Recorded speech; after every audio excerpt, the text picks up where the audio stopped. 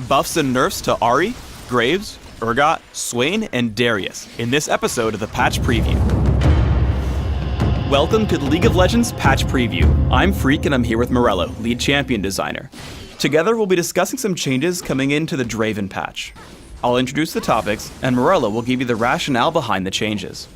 Ahri is an almost guaranteed pick or ban in competitive play. She gets to deal tons of damage despite building pretty tanky, so we're lowering the base damages on Foxfire and Spirit Rush, but compensating with increased AP ratios. What are we hoping this does for Ahri? Ahri really fits the role of kind of a ranged mage assassin, and as such she should be building really high damage, low survivability to get the job done. Ahri's ultimate has a ton of mobility built in, and this is how she should be getting around the battlefield and surviving teamfights. So if Ahri's building more tanky items, you will see her damage go down, and this is the build that the pros have been using to dominate with her. However, if you are building that more offensive-oriented build, say with a death cap, you will be rewarded for that build choice. In addition to his short-range burst power, Graves currently brings too much damage and utility at range. To fix this, we're lowering the base damage on Buckshot, but compensating with increased damage on multiple hits, while reducing the duration on Smokescreen by 1 second. Why will this help balance out Graves? The interesting thing Graves is supposed to bring to the table is that short-range, in-your-face shotgun blast that does a lot of damage. The problem with this is right now, he doesn't have to take that risk at all. He can just sit back and still continue to outperform other range carries. Now playing Graves from a more sit back and be safe standpoint is going to be weaker, but if you take risks and get in people's face, you're going to be rewarded for it. Simply put, Smokescreen was shutting off an area of combat for too long, so we reduced the duration by a second, bringing it much more in line. Urgot is currently able to dominate other champions early game with his bullying power and innate tankiness, making him overpowered in lane. In order to solve this, we're lowering the base values on his shield and the bonus resistances on his ultimate. Why do we choose these nerfs for Urgot? Urgot's combination of high range and high defenses means that a lot of champions didn't have any counterplay options against him at all. We want champions to make interesting choices, and Urgot walking up and being able to duel pretty much anybody because of his inherent defense isn't a very interesting choice. It's also not very fun for his opponents to just die because of that either.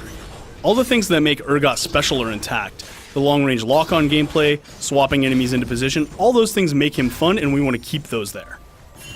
Swain is a pretty overlooked mage champion, and it seems to be because he just doesn't quite have the same tools as other mages.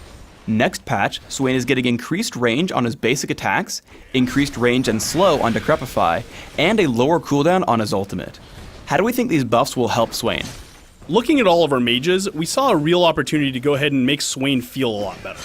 The range increase is really a way for us to bring him up in line with other mages and put him on equal footing. Frankly, the slow on rank 5 Decrepify was really underwhelming. Increasing this allows Swain to feel a lot better about using his slow, especially later game when it needs to be more effective. Swain's ultimate is integral to the whole way he plays and flows, and he needs to be able to get back into that state more quickly after turning it off. Darius has two issues we're looking to solve in this patch. His best case scenario against other melee champions makes him incredibly overbearing, and the cooldown refresh on his ultimate is just happening too often.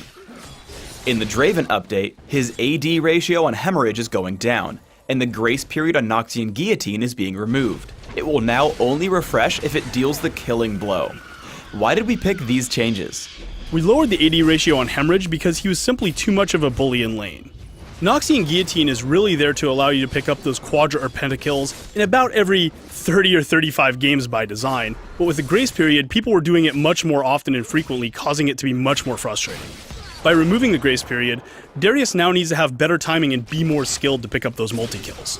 Ultimately, these changes are designed to make Darius less frustrating to play against, but we're going to continue to keep an eye on his balance as we go forward.